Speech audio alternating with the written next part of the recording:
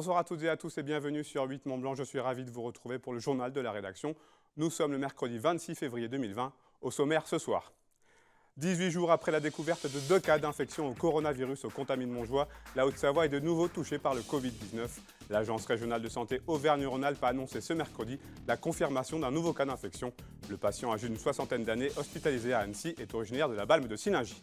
Et puis nous nous intéresserons au Léman Express qui vit des débuts compliqués. Plus de 2 mois après sa mise en service, le réseau doit faire face à une série de dysfonctionnements en tout genre. Jean-Paul Crespi a rencontré Mario Vérenne, le directeur général de Lémanis, la société d'exploitation du Léman Express, pour faire le point. Je vous le disais en titre, le coronavirus est de retour en Haute-Savoie. L'Agence régionale de santé Auvergne-Rhône-Alpes organisait ce mercredi après-midi un point presse à Lyon. L'ARS a confirmé l'existence d'un nouveau cas d'infection au Covid-19. Le patient, originaire de la Balme de Sillingy, est actuellement hospitalisé à Annecy, au Change.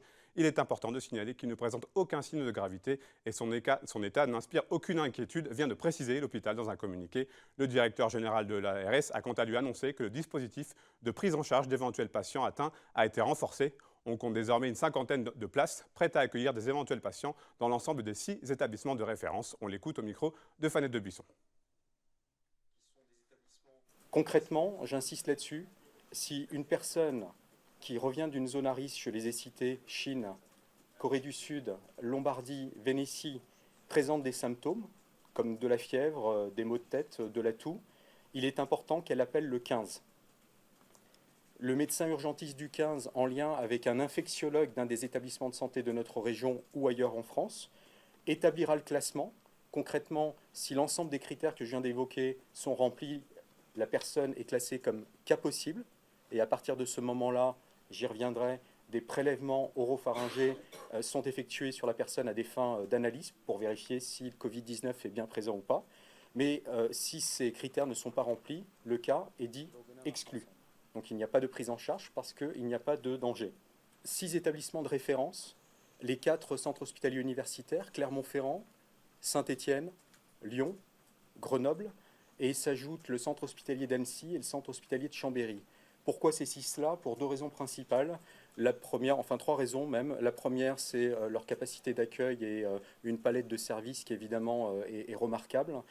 La seconde, qui est extrêmement importante, c'est la présence de services de médecine infectieuse et tropicale qui sont de qualité. Et la troisième raison, pardonnez-moi, c'est la présence d'unités de soins intensifs, en particulier réanimation, s'il y a besoin pour les cas les plus compliqués de prendre en charge les patients. Nous avons récemment décidé d'augmenter cette capacité de prise en charge en ajoutant 9 autres établissements. Je vais les citer: Bourg-en-Bresse, Valence, Villefranche-sur-Saône, Annemasse, Moulins, Privas et Aubenas, Roanne, Le Puy-en-Velay et Aurillac. Et je rappelle que l'ARS a mis en place un numéro spécial d'information générale pour la population, le 0800 130 000. Et pour continuer de parler de ce nouveau cas d'infection du coronavirus, on prend la direction de l'hôpital d'Annecy où nous attend Emmanuel Jaude. Les dirigeants viennent de tenir une conférence de presse. Oui, bonsoir Sébastien, tout à fait.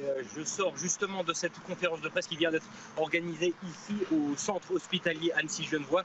Vincent Dolivet, le directeur général, a joué la carte de la transparence et s'est montré très rassurant par rapport à l'état d'esprit des équipes qui ont justement pris en charge une personne atteinte du coronavirus ce mercredi.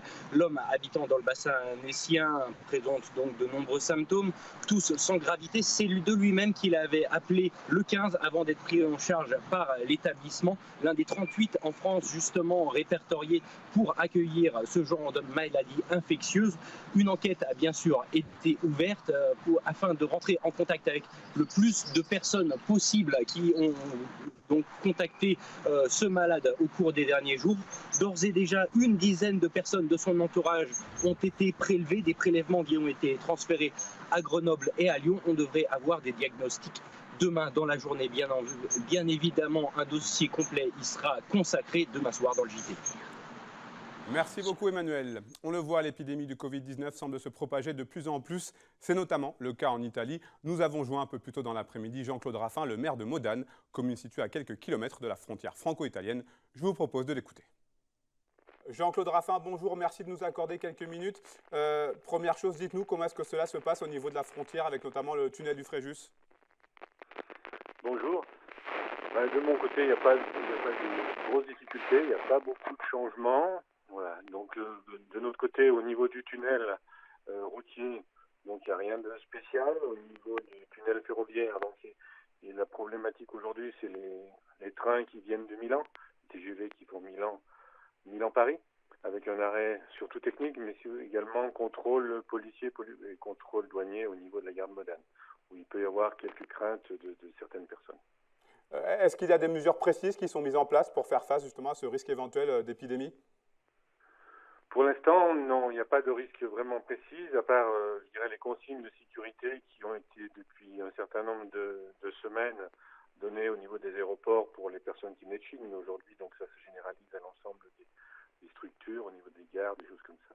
Il n'y a pas forcément de mesures très spécifiques pour nous, pour l'instant. Vous, au niveau de la mairie, j'imagine que la mission principale, c'est essentiellement informer, en tout cas avec les informations que vous avez en votre possession? Oui, j'ai passé, je dirais, lundi à essayer de récupérer un certain nombre d'informations auprès de la préfecture, auprès de l'ARS, également, j'étais en contact avec le commandant de la PAF, la police aux frontières, avec un certain nombre d'autres interlocuteurs, comme le tunnel du Fréjus, pour voir déjà un petit peu comment ça se passait de leur côté, et puis éventuellement pour savoir comment réagir.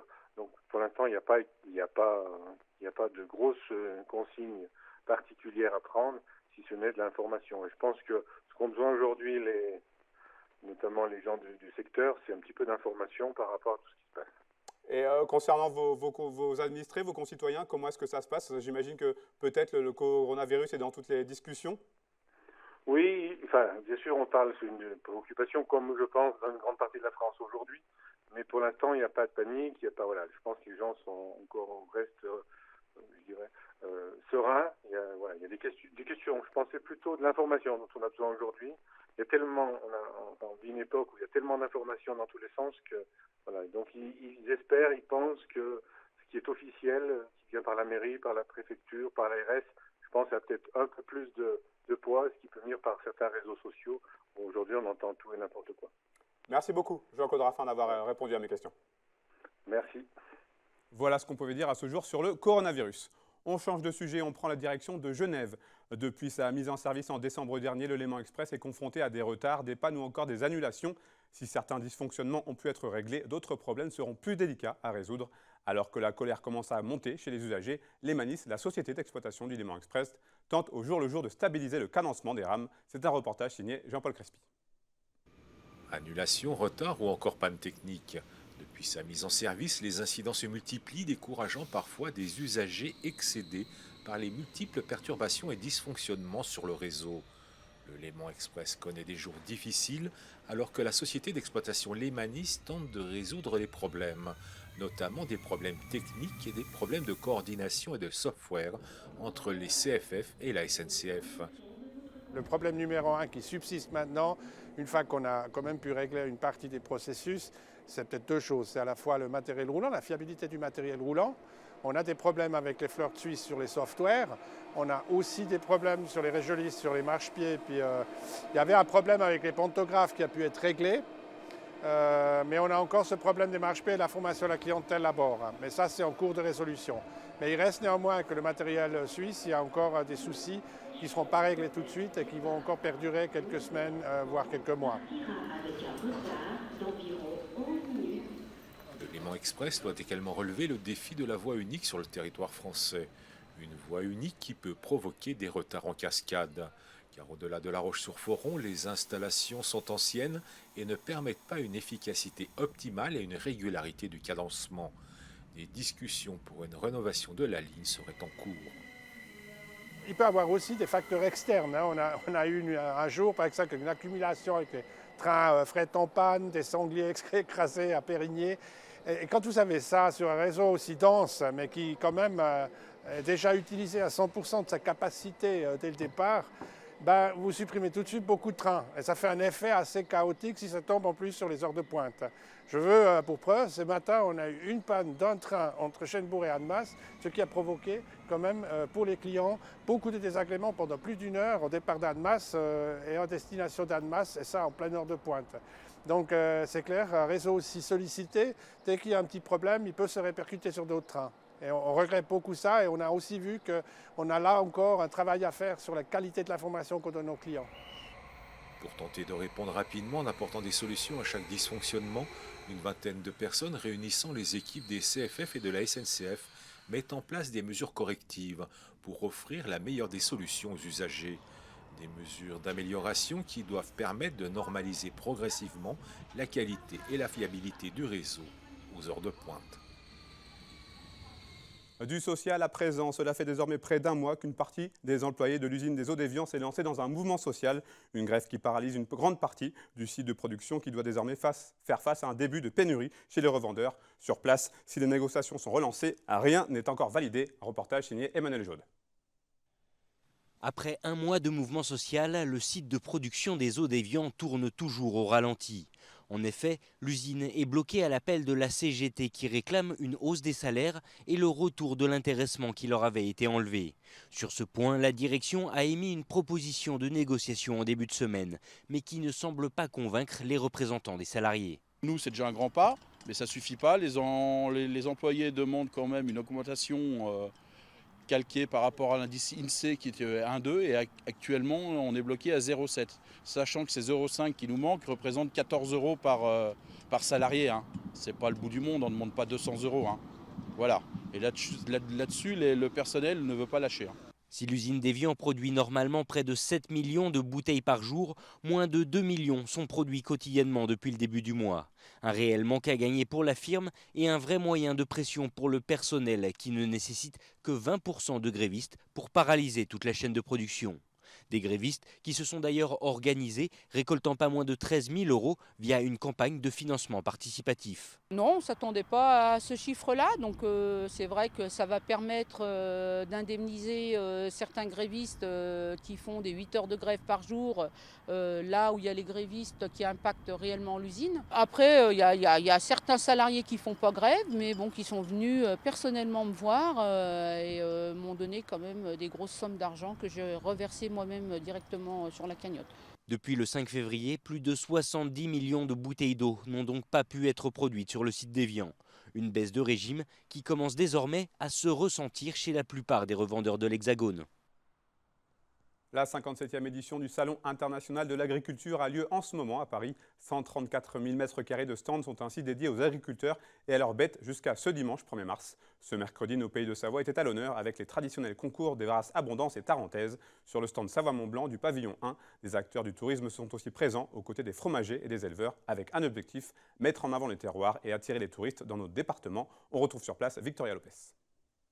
Bonjour à tous, nous sommes sur le Salon international de l'agriculture Porte de Versailles, ici à Paris.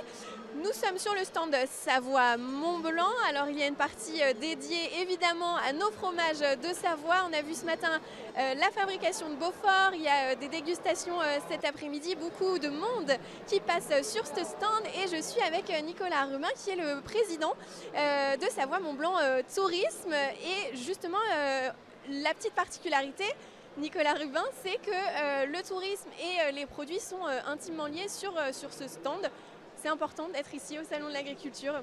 Oui, c'est très important d'être aussi aux côtés des éleveurs. Vous l'avez dit, il n'y a pas de destination touristique qui peut porter le titre de merveilleuse si on n'associe pas la gastronomie et les vrais produits du terroir qui sont faits dans nos deux départements. Et c'est pour ça que Savoie-Mont-Blanc est présent ici, aux côtés des éleveurs aussi. On sort du concours des Abondances et des Tarentaises tout à l'heure. Voilà, c'est tout le monde de l'agro-pastoralisme et de l'agro-tourisme qui est réuni à Paris pour ce salon de l'agriculture.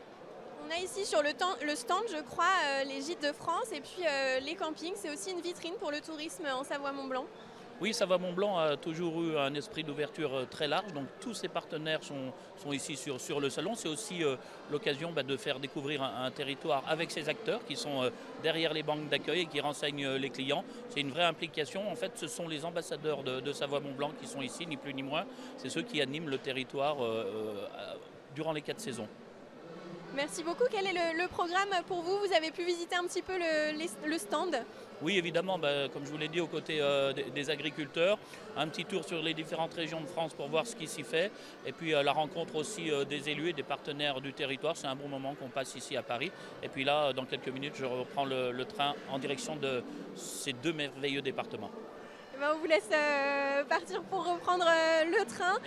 Et puis nous, on va continuer à déambuler un petit peu dans les allées du salon qui refermera ses portes dimanche, le 1er mars, après avoir accueilli un peu plus de 600 000 visiteurs qui seront venus voir 4000 animaux. Une information météo avant de se quitter. La préfecture de Haute-Savoie vient d'annoncer que compte tenu des accumulations importantes de neige fraîche depuis le début de la semaine, le risque d'avalanche vient de passer à 4 sur 5 dans les Aravis, le Mont-Blanc et le Chablais. La préfecture de Haute-Savoie appelle donc à la plus grande vigilance lors des sorties en montagne. C'est la fin de cette édition. Merci à vous pour votre fidélité à l'information sur 8 Mont-Blanc. Je vous retrouve avec grand plaisir ce jeudi pour un nouveau journal.